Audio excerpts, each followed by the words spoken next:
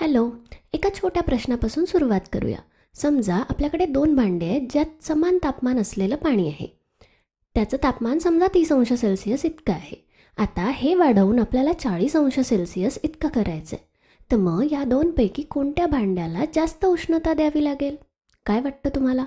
बरं, आता तुमच्या नेहमीच्या अनुभवावरून तुम्ही कदाचित अंदाज लावू शकता की ज्या भांड्यामध्ये जास्त पाणी आहे त्याला जास्त उष्णता द्यावी लागेल, बरोबर? मग आता याचं भौतिकशास्त्रातलं कारण तुम्हाला माहिती आहे का? आता पहा, आपल्याला माहिती आहे की तापमान हे कणांच्या सरासरी गतिज ऊर्जेचं मोजमाप असतं. म्हणजे वेगवेगळे रेणू वेगवेगळ्या वेगाने फिरतात, त्यामुळे त्यांची गतिज ऊर्जा वेगवेगळी असते. पण त्या सगळ्यांची जर आपण सरासरी घेतली तर ती सरासरी किंमत तापमान दर्शवते. सुरुवातीला ह्या दोन्हींची सरासरी गतिज ऊर्जा समान असली पाहिजे, कारण त्यांचं तापमान समान आहे, बरोबर? आता आपल्याला या दोन्हींचं तापमान वाढवायचं आहे, म्हणजे या कणांची गतिज ऊर्जा आपल्याला वाढवायची आहे. मग जेव्हा आपण एखादा पदार्थ गरम करतो तेव्हा हेच होतं. जेव्हा आपण याला उष्णता पुरवतो तेव्हा ती उष्णता सर्व रेणूंमध्ये विभागली जाते आणि परिणामी सरासरी ऊर्जा वाढते. पण आता या ठिकाणी जास्त रेणू आहेत आणि मग इथली पण सरासरी ऊर्जा तितक्याच प्रमाणात वाढवायची असेल तर इथे जास्त ऊर्जा द्यावी लागेल, म्हणजेच काय, जास्त उष्णता द्यावी लागेल. कारण पहिल्या भांड्याच्या तुलनेत या दुसऱ्या भांड्यात खूप जास्त रेणू आहेत, बरोबर? तर म्हणजे इथे पदार्थ जास्त असल्यामुळे त्याला उष्णता किंवा ऊर्जासुद्धा जास्त द्यावी लागते. बरं, चला आता आपण हे थोडं अजून मजेदार बनवूया. आता समजा एका भांड्यात पाण्याच्या ऐवजी आपण तेल घेतलं. दोन्हीचं वस्तुमान सारखंच आहे, तापमानसुद्धा 30 अंश सेल्सिअस आहे आणि आता दोन्हीचं तापमान वाढवून आपल्याला 40 अंश सेल्सिअस इतकं करायचं आहे. आता मला सांगा की या दोनपैकी कोणत्या भांड्याला जास्त उष्णता द्यावी लागेल? या दोन्हींचं वस्तुमान सारखंच आहे, तापमानसुद्धा सारखंच आहे. दोन्हींना सारखीच ऊर्जा लागेल की कमी जास्त लागेल? विचार करा. मला असं वाटतं की हे दोन्ही पदार्थ आपल्याकडे सारख्याच प्रमाणात आहेत आणि त्यांचं तापमानसुद्धा आपल्याला 10 अंशांनी वाढवायचं आहे. तर दोन्ही भांड्यांना सारखीच ऊर्जा द्यावी लागेल, बरोबर? पण नाही, असं नसतं ना. पाण्याचं वस्तुमान तेला एवढंच असूनही पाण्याला तेलापेक्षा कितीतरी जास्त उष्णता द्यावी लागते. आणि हे सर्वसाधारणपणे असंच असतं. तेलाच्या ऐवजी आपण दुसरा कुठलाही पदार्थ घेतला आणि त्याचं वस्तुमान पाण्याएवढंच ठेवलं, तापमानही त्याच प्रमाणात वाढवायचं आहे, तरी त्यासाठी लागणारी उष्णता ही मात्र वेगवेगळी असते. तर वेगवेगळ्या पदार्थांचं तापमान वाढवण्यासाठी वेगवेगळ्या प्रमाणात उष्णता लागते. पण हे का बरं असं होतं? या प्रश्नाचं उत्तर आपण या व्हिडिओमध्ये बघूच. पण त्याआधी आपण पाण्याचं आणि तेलाचं तापमान सारख्याच प्रमाणात वाढवण्यासाठी किती उष्णता लागते हे बघूया, ठीक आहे? तर शास्त्रज्ञांनी हे मोजमाप केलेलं आहे आणि असं लक्षात आलं आहे की जर आपण 1 किलोग्राम पाणी घेतलं तर त्याचं तापमान 1 अंश सेल्सिअसनी वाढवण्यासाठी आपल्याला त्याला 4180 जूल्स इतकी ऊर्जा द्यावी लागते. ठीक आहे, ही प्रयोगांमधून शोधून काढलेली किंमत आहे. तर म्हणजे 1 किलोग्राम पाण्याचं तापमान 1 अंश सेल्सिअसनी वाढवण्यासाठी इतकी ऊर्जा लागते, बरोबर? आपण ह्याला असंही लिहू शकतो. पहा, 4180 जूल्स प्रति किलोग्रॅम प्रति अंश सेल्सिअस हे एकक महत्त्वाचं आहे. बरं, मग आता तेलाचं काय? तेलासाठी ही किंमत तुम्ही कोणतं तेल वापरताय यावर अवलंबून आहे. पण ही किंमत पाण्याला जितकी ऊर्जा लागते त्यापेक्षा बरीच कमी असते. साधारणपणे 2000 जूल असं आपण गृहीत धरूया.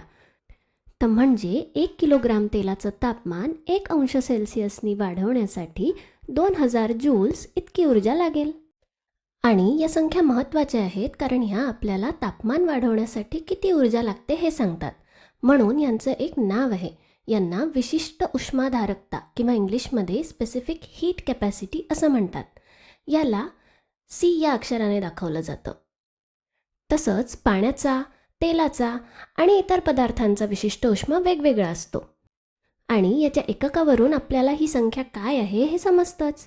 ही संख्या सांगते की एखाद्या पदार्थाचं 1 किलोग्राम वस्तुमान जर आपण घेतलं आणि त्याचं तापमान 1 अंश सेल्सिअसनी वाढवायचं असेल तर आपल्याला किती ऊर्जा द्यावी लागेल? आता आपण हे थोड्या वेगळ्या एककांमध्येही लिहू शकतो. उदाहरणार्थ आपण किलोग्रॅमच्या ऐवजी ग्रॅममध्ये हे लिहायचं ठरवलं तर पहा आपण कसं करू. 1 किलोग्रॅम म्हणजे 1000 ग्रॅम, बरोबर? म्हणून मग इथे 1000नी भाग दिल्यावर आपल्याला मिळेल 4.18 जूल प्रति ग्रॅम प्रति अंश सेल्सिअस. यावरून आपल्याला काय कळतं? आपल्याला कळतं की आपण जर 1 ग्रॅम इतकं पाणी घेतलं आणि त्याचं तापमान आपल्याला 1 अंश सेल्सिअसनी वाढवायचं असेल तर आपल्याला 4.18 जूल इतकी ऊर्जा द्यावी लागेल. चला आता एक उदाहरण पाहूया. समजा आपल्याला 5 किलोग्राम पाण्याचं तापमान 30 अंश सेल्सिअसवरून 40 अंश सेल्सिअसपर्यंत न्यायचं आहे. तर ते करण्यासाठी किती ऊर्जा लागेल हे आपल्याला शोधून काढायचं आहे. आता या ठिकाणी व्हिडिओ थांबवा आणि या संख्येचा वापर करून कुठलंही समीकरण न वापरता याचं उत्तर आपल्याला सापडतंय का याचा विचार करा. आता मी कसा विचार करते पहा. मला माहिती आहे की जर माझ्याकडे 1 किलोग्रॅम पाणी असेल आणि त्याचं तापमान 1 अंश सेल्सिअसनी वाढवायचं असेल तर मला 4180 जूल्स उष्णता द्यावी लागेल. पण इथे माझ्याकडे 5 किलोग्रॅम पाणी आहे. 5 किलोग्रॅम पाणी असल्यामुळे मला उष्णतासुद्धा तितक्याच प्रमाणात वाढवावी लागेल, बरोबर? म्हणून इथे 5ने गुणूया. बरं, आता हे झालं 1 अंश सेल्सिअसने तापमान वाढवण्यासाठी. पण आपल्याला इथे 30 पासून 40 अंशांपर्यंत तापमान न्यायचं आहे, म्हणजे 10 अंशांनी तापमान वाढवायचं आहे. म्हणून आता इथे आपल्याला पुन्हा एकदा 10नी गुणावं लागेल. म्हणून गुणिले 10 अंश सेल्सिअस. आता आपण हे सोडवल्यावर सेल्सिअस आणि किलोग्रॅम हे दोन्ही एकक बाद होतील आणि मग शेवटी गुणाकार केल्यावर आपल्याला उत्तर मिळेल 2,09,000 जूल्स. मग आता तुम्ही पाहू शकता की ही संख्या माहीत असल्यामुळे आपण अशा प्रकारची गणितं सोडवू शकतो आणि आपण आता याचे सामान्यीकरण करू शकतो. आपण याचं एक समीकरण लिहू शकतो. पहा, पुरवलेली उष्णता म्हणजे हीट ही क्यू अक्षराने दाखवतात. कधीकधी ती कॅपिटल क्यूने सुद्धा दाखवली जाते. तर ही आहे पुरवलेली उष्णता बरोबर ही संख्या काय आहे? स्पेसिफिक हीट कॅपॅसिटी म्हणजे विशिष्ट उष्माधारकता, ज्याला आपण सी अक्षराने दर्शवतो. आता विशिष्ट उष्मा प्रति किलोग्रॅम प्रति अंश सेल्सिअस असा काढला जातो, बरोबर? पण 1 किलोग्रॅम ऐवजी एम इतकं वस्तुमान आपल्याकडे असेल तर त्या एमनी इथे गुणाकार करायचा असतो. आणि तसंच फक्त 1 अंश सेल्सिअसने तापमान न बदलता आपण जर ते डेल्टा टी ने बदलत असू तर इथे डेल्टा टीनी सुद्धा गुणाकार करायला लागतो. ठीक आहे, तर हे महत्त्वाचं समीकरण आहे. सी म्हणजे प्रति किलोग्रॅम प्रति अंश सेल्सिअस लागणारी उष्णता. जर आपल्याकडे एम किलोग्रॅम असतील तर एमने गुणता आणि तापमान डेल्टा टी अंश सेल्सिअसने वाढवत असाल तर टीने गुणता. ठीक आहे, आता हे लक्षात ठेवून आपण काही उदाहरणं सोडवूया. हे पहिलं पहा. 20 ग्रॅम ॲल्युमिनियमचं तापमान 25 अंश सेल्सिअसपासून 75 अंश सेल्सिअसपर्यंत वाढवण्यासाठी आवश्यक असलेल्या उष्णतेची गणना करा.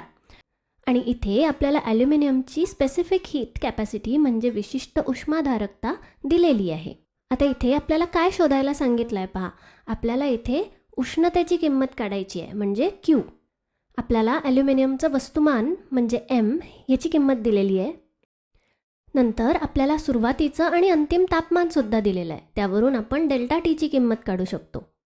आणि आपल्याला विशिष्ट उष्माधारकता म्हणजे सीची किंमतसुद्धा दिलेली आहे. आपल्याला या तिन्ही गोष्टी माहीत आहेत आणि आपल्याला क्यूची किंमत शोधायची आहे. इथे तुम्ही व्हिडिओ थांबवा आणि तुम्हाला स्वतःला हे जमतंय का हे बघा. चला आता एकत्र मिळून करूया. आपल्याला सीची किंमत माहिती आहे, एमची सुद्धा किंमत माहिती आहे. आता डेल्टा टीची किंमत कशी काढायची बरं? तर पहा, डेल्टा टी म्हणजे तापमानातील बदल. ते काढण्यासाठी अंतिम तापमानातून सुरुवातीचं तापमान वजा करावं लागतं. बस इतकंच. मग आता आपण सगळ्या किमती या समीकरणामध्ये टाकू. आपल्याला असं काहीसं मिळेल. ही विशेष उष्माधारकता, वस्तुमान आणि तापमानातील बदल डेल्टा टी. आता आपण हे सोडवायला लागू. 75 उणे 25 म्हणजे 50 येईल.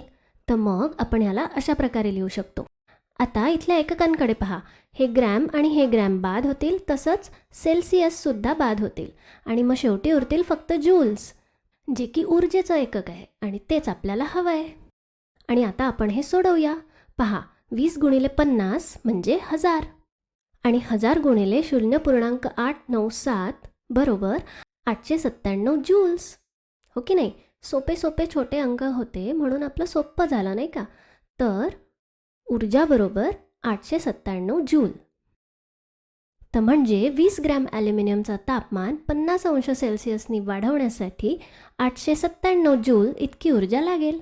ठीक आहे. चला आता आणखीन एक उदाहरण सोडवूया. इथे तुम्ही आत्ताच व्हिडिओ थांबवा आणि तुम्हाला स्वतःला हे जमतंय का बघा.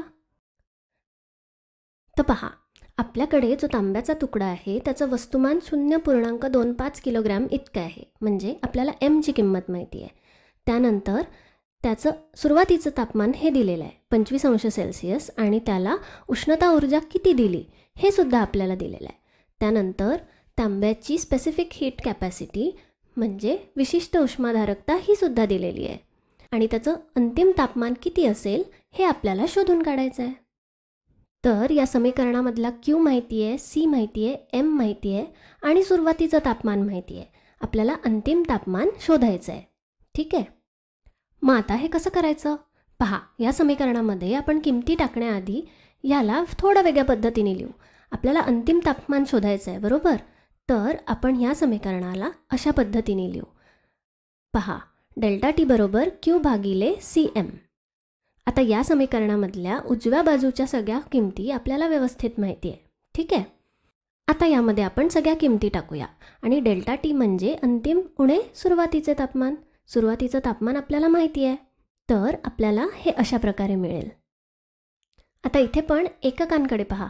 हे जूल आणि जूल एकमेकांना बाद करतील. तसंच किलोग्रॅम आणि किलोग्रॅम हे सुद्धा एकमेकांना बाद करतील. आता यापैकी एक जर ग्रॅममध्ये असतं तर आपल्याला एकके समान करण्यासाठी रूपांतर करावं लागलं असतं. गणित सोडवताना नेहमी एकक लिहिणं चांगली गोष्ट असते. ठीक आहे. आता हे अंश सेल्सिअस इथे वर अंशात जाईल आणि तेच तापमानाचं एकक आहे बरोबर. ठीक आहे. आता या ठिकाणी तुम्ही व्हिडिओ थांबवा आणि हे सोडवा. हे सोडवल्यानंतर समीकरणाच्या उजव्या बाजूला आपल्याला मिळेल 54.12987 अंश सेल्सिअस. आता शेवटच्या पायरीमध्ये TF म्हणजे अंतिम तापमान काढायचं आहे. तर समीकरणाच्या दोन्ही बाजूंना आपण 25 अंश वाढवू म्हणजे मग आपल्याला मिळेल TF बरोबर 79.12987 ज्याला आपण 79.1 अंश सेल्सिअस असं सुद्धा लिहू शकतो. तर बस हेच आपलं उत्तर आहे. हे तांब्याचं अंतिम तापमान असेल. मग आता प्रश्न असा येतो की वेगवेगळ्या पदार्थांची विशिष्ट उष्माधारकता वेगवेगळी का असते. म्हणजे जर आपल्याकडे अगदी समान वस्तुमानाचे दोन पदार्थ असतील आणि समजा आपण त्यांना सारख्याच प्रमाणात उष्णता ऊर्जा दिली तर त्यांचं तापमान समान प्रमाणात वाढत नाही. पण का. तर या प्रश्नाचं उत्तर देण्यासाठी आपल्याला अणूंच्या किंवा रेणूंच्या पातळीवर जाऊन शोधावं लागेल. या पदार्थातील प्रत्येक अणू किंवा रेणूची गतीची ऊर्जा वेगळी असते. पण या पदार्थाची सरासरी गतीची ऊर्जा ही तापमान दर्शवते. पण इथे एक महत्त्वाचा मुद्दा आहे. ऊर्जेची इतरही रूपं असतात जे मी इथे हिरव्या रंगात दाखवते. पहा, ऊर्जेची अशी काही रूपं असतात जे तापमानाला हातभार लावत नाही. म्हणजे पदार्थाचं तापमान किती असेल हे यावर अवलंबून नसतं. जसं की रेणूंमध्ये विद्युत बलामुळे स्थितीज ऊर्जा असते किंवा आंतररेणवीय बलांमुळे सुद्धा ऊर्जा असते. तसंच काही वायूंमधले रेणू काही विशिष्ट प्रकारे फिरू सुद्धा शकतात ज्यामुळे निर्माण होणारी ऊर्जासुद्धा तापमानाला हातभार लावत नाही.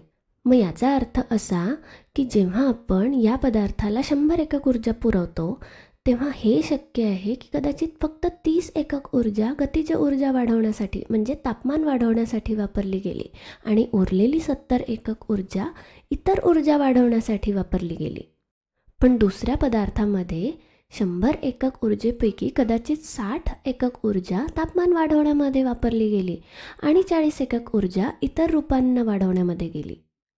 मग आता तुम्हाला प्रश्न पडला असेल की पुरवलेला उष्णतेचा किती भाग गतीची ऊर्जा वाढवण्यासाठी वापरला जाईल हे कसं ठरतं. तर हे पूर्णपणे त्या पदार्थावर अवलंबून असतं. त्या पदार्थातले रेणू, त्यांची रचना अशा अनेक गोष्टींवर हे अवलंबून असतं. पण या फरकामुळे दोन्ही ठिकाणी सरासरी गतीज ऊर्जेतील वाढ खूप वेगवेगळी असते. हे आता आपण बघू शकतो. या फरकाचं आणखी एक कारण म्हणजे एका पदार्थाच्या 1 किलोग्राममध्ये दुसऱ्या पदार्थाच्या 1 किलोग्रामच्या तुलनेत रेणूंची संख्यासुद्धा वेगळी असू शकते. पण कारण काहीही असो, तुम्ही हे स्पष्टपणे पाहू शकता की जेव्हा तुम्ही समान प्रमाणात पदार्थाला समान उष्णता पुरवता तेव्हा सरासरी गतीज ऊर्जेतील वाढ ही वेगळी असू शकते आणि म्हणूनच तापमानातला बदलसुद्धा वेगळा असतो आणि म्हणून वेगवेगळ्या पदार्थांची विशिष्ट उष्माधारकता वेगवेगळी असते. ठीक आहे, तर या व्हिडिओसाठी इतकंच. धन्यवाद.